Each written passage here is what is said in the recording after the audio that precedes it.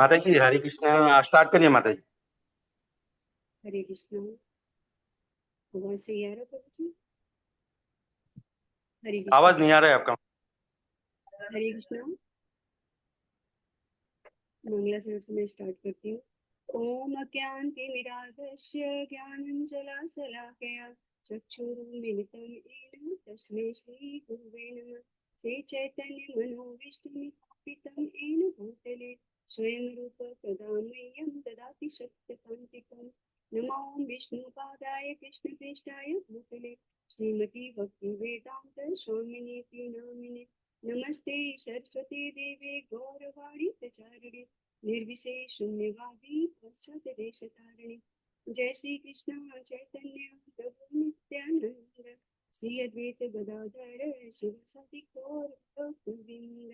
हरे कृष्ण कृष्ण कृष्ण हरे हरे हरे राम राम राम हरे हरे। यहाँ पर उपस्थित सभी वैष्णव को मेरा हरे कृष्ण प्रभु जी। जैसे मैंने पिछली बार केवल अष्टम के 4 श्लोक को एक्सप्लेन किया था, आज शेष 4 श्लोक रह गए, मैं उसको एक्सप्लेन करती हूँ। तो जैसे पिछली बार में हमने पढ़ा था कि भगवान का नाम कितना मधुर है, कितना मीठा है और सबसे मंगलकारी भगवान का नाम है। और वही मेरे असली माता पिता हैं जो हमें भगवान से कनेक्ट करे, भगवान से जोड़े। वही हमें अच्छे अच्छे गुरु हैं। और निश्वास से निश्वास से, जब मुझे ये नहीं पता कि कब हम सांस भरे कब मेरा सांस रुक जाए, तो बाल्यकाल से ही भगवान का भजन करना चाहिए, कीर्तन करना चाहिए। तो नेक्स्ट श्लोक है तो पांचवा उसके हरि सदा बसे तत्र यत्र भगवता जना गायन्ति भक्ति भावेन हरि नाम ही केवलम। हरि सदा वहां बसते हैं जहाँ पे भक्त इकट्ठे होते हैं। तो भक्त इकट्ठे होके क्या करते हैं? भगवान के बारे में गान करते हैं, उनके बारे में संकीर्तन करते हैं। तो सदा भगवान वहां पे सदा निवास करते हैं।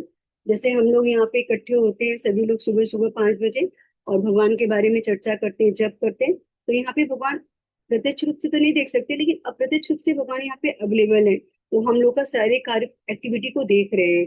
तो भगवान इसमें यही बता रहे हैं कि जहाँ भक्त इकट्ठे होते हैं और मेरा गुणगान करते हैं, मेरा कीर्तन करते हैं, मैं वहां सदा बसता हूँ। तो एक श्लोक है, नाहं वंसामि वैकुंठे योगिनां हृदयेन च मद्भक्ता यत्र गायन्ति तत्र तिष्ठामि नारद। तो इसमें भगवान बता रहे हैं कि हे नारद, मैं मैं बैकुंठ पे नहीं निवास करता हूँ। मैं कहाँ रहता हूँ? मैं योगियों के हृदय में नहीं रहता हूँ। मत भक्ता यत्र गायन्ति, जहाँ मेरे भक्त मेरा कीर्तन करते हैं, मेरा गुणगान करते हैं, मेरा भजन करते हैं, मैं वहाँ निवास करता हूँ, वहाँ पे मैं रहता हूँ। तो एक बात यहाँ पे ये भी समझने का है कि क्या भगवान बैकुंठ में नहीं रहते? जहाँ पे भगवान का घर है बैकुंठ, तो भगवान में तो बैकुंठ में रहते ही हैं। लेकिन और योगियों के हृदय में भी बोलने के नहीं रहते। योगी तो जो साधना करते हैं और ध्यान करते हैं, क्या भगवान उनके हृदय में रहते? भगवान तो प्रत्येक कण कण में है। हर व्यक्ति के हृदय में भगवान निवास करते हैं। क्या योगियों के हृदय में नहीं है? तो भगवान यहाँ पे ये बताना चाह रहे हैं कि मुझे रहना कहाँ पसंद है, जहाँ पे भक्त इकट्ठे होते हैं और मेरा गुणगान करते हैं, मेरा कीर्तन करते हैं, वहां रहना मुझे बहुत पसंद है। तो यहाँ एक बात ये भी समझने लायक है कि भगवान की भक्ति कितना सरल है, क्योंकि हम लोग बैकुंठ तो जा नहीं सकते हैं, और हम लोग अरे जंगल या एकांत स्थान पे जाके हम भजन तो कर नहीं सकते हैं, बहुत कठिन है। तो भगवान ने हम लोग के लिए भजन कितना सरल और सुलभ बना दिया है कि हम लोग बस यहीं पे इकट्ठे हों और भगवान हरि नाम का कीर्तन करें और भगवान वहां पे निवास करने लगते हैं। तो ये हमारे लिए बहुत एक्सेस बहुत इजी कर दिए हैं भगवान ने, कि हमें भगवान को प्राप्त करना और इजी हो गया है। इसी नाम संकीर्तन से ही हम भगवान को प्राप्त कर सकते हैं। नेक्स्ट छठा श्लोक है, अहो दुःखं महादुःखं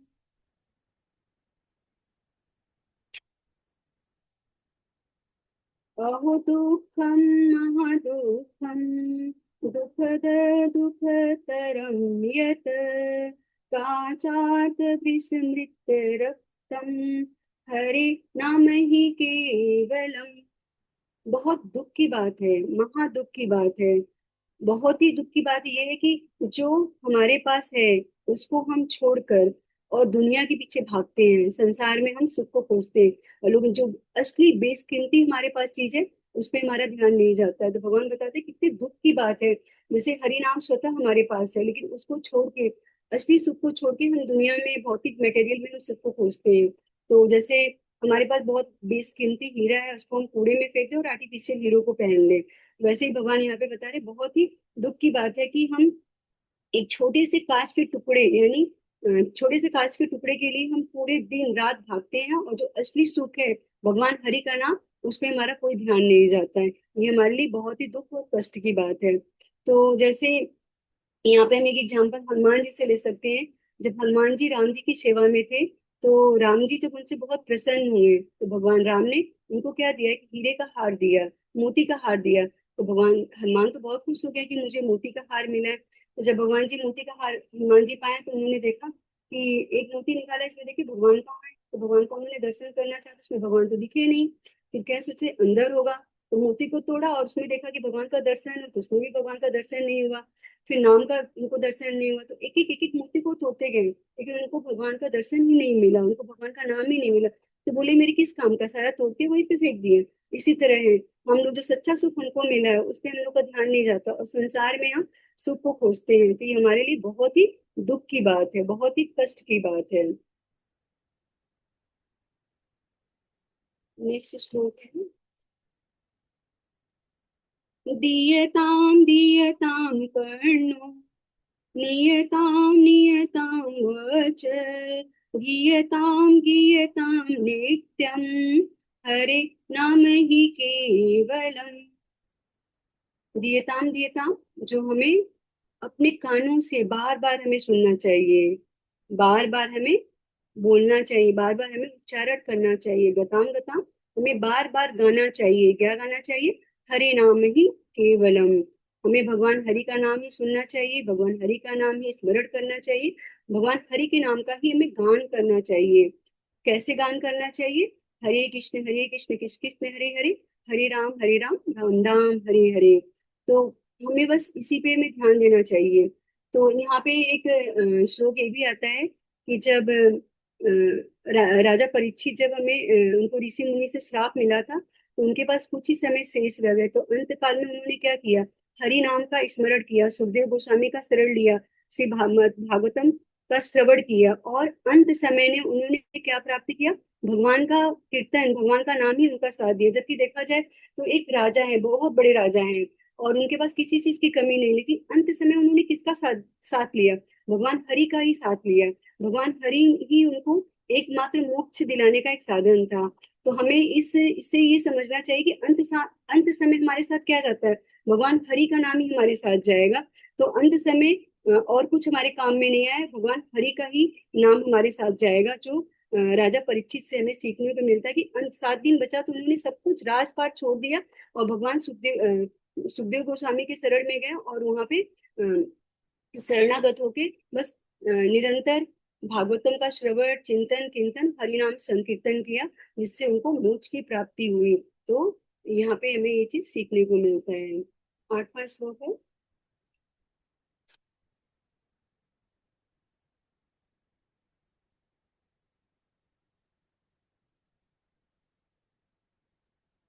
त्रीणीकृत्य जगत सर्वम् राजते सकलोपरि चित चिदानन्दमयं शुद्धं हरि नाम ही केवलम।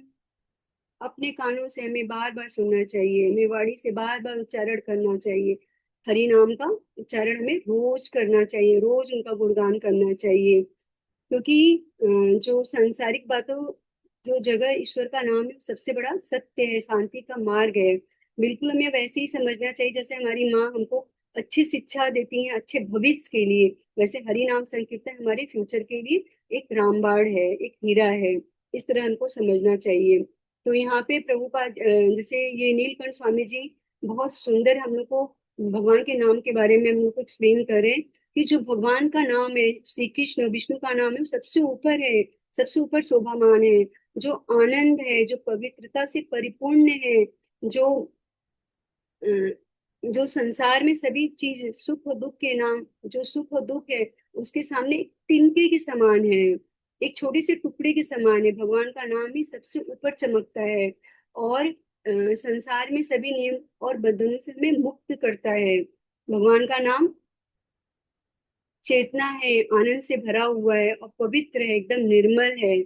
और जो सत्य है, जो मोक्ष प्राप्त करने का एक साधन है।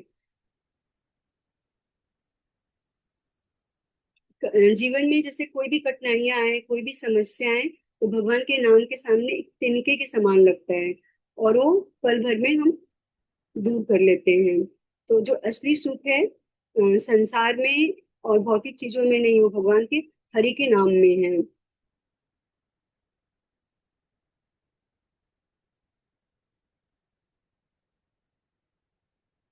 जैसे एक श्लोक और आता है,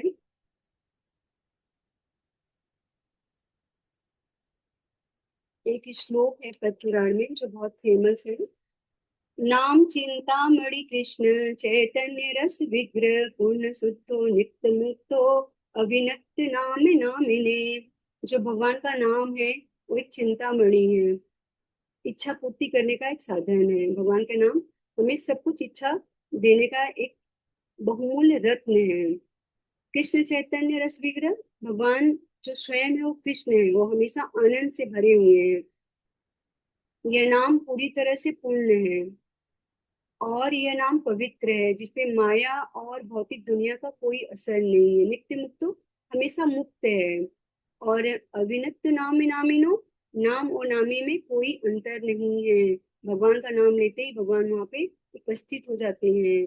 जैसे अगर हम एग्जाम्पल लें कि कोई व्यक्ति है जैसे सुमित या कोई, तो अगर हम उनका नाम लें तो सुमित जहाँ पर है वहीं पे रहेंगे। उनका नाम लेने से वो व्यक्ति वहां पे प्रेजेंट नहीं हो पाएगा, वो ऑफिस का काम वो प्रेजेंट होके नहीं कर पाएगा। लेकिन भगवान का नाम लेते ही भगवान वहां पे प्रेजेंट हो जाते हैं और वहां पे उपस्थिति हो जाते हैं। तो कृष्ण भगवान का नाम में उतनी ही शक्ति जितना भगवान में है। विशेष रूप से कलयुग में तो भगवान कलयुग में तो भगवान नाम के रूप में ही अवतार लिए। कली काले नाम रूपे कृष्ण अवतार, जो कलयुग में नाम के रूप में ही अवतार लिया। वैसे तो भगवान अलग अलग युग में जन्म लेते हैं। जैसे सतयुग में भगवान नरसिंह रूप के रूप में अवतार लिए हैं, और त्रेता में भगवान राम के रूप में अवतार लिए, और द्वापर में भगवान कृष्ण के रूप में अवतार लिए। लेकिन कलयुग में ऐसा कोई अवतार का उल्लेख नहीं है। तो कलयुग में हर युग में अवतार होता है और हर युग में धर्म होता है। लेकिन कलयुग में जो धर्म है हरिनाम संकीर्तन। तो हरिनाम संकीर्तन जो भगवान का नाम भगवान से अभिन्न है, भगवान से डिफरेंट नहीं है। जैसे ही बोलते हैं हरे कृष्ण कृष्ण कृष्ण हरे हरे, हरे राम राम राम हरे, तो भगवान वहां पे तुरंत उपस्थित हो जाते हैं। जो हमको दिखाई नहीं देता भगवान वहां पे अप्रत्यक्ष रूप से उपस्थित हो जाते हैं। तो जो नीलकंठ स्वामी ने ये इतना सुंदर भगवान की महिमा के बारे में बताया है, इतना सुंदर इसमें एक्सप्लेन किए। अगर हम एक एक भगवान की महिमा को अगर हम समझे, और तो हमारे जप में और इम्प्रूवमेंट होगा और सुधार होता चला जाएगा। क्योंकि ये जो नीलकंठ स्वामी ने जो श्लोक 8 लिखा है, इसमें हमें बहुत ही सुंदर तरीके से भगवान के महत्व को बताया गया है। तो अगर हम इसको ध्यान करते हुए भजन जप करते हैं तो 100% हमारा जप में सुधार होना ही होना है। और प्रेम भाव भक्ति से हमारा तेज के साथ हम भगवान का जप कर सकते हैं। हरे कृष्ण कृष्ण कृष्ण हरे हरे, हरे राम राम राम हरे हरे। थैंक यू माता जी, थैंक यू प्रभु जी। हरे कृष्ण।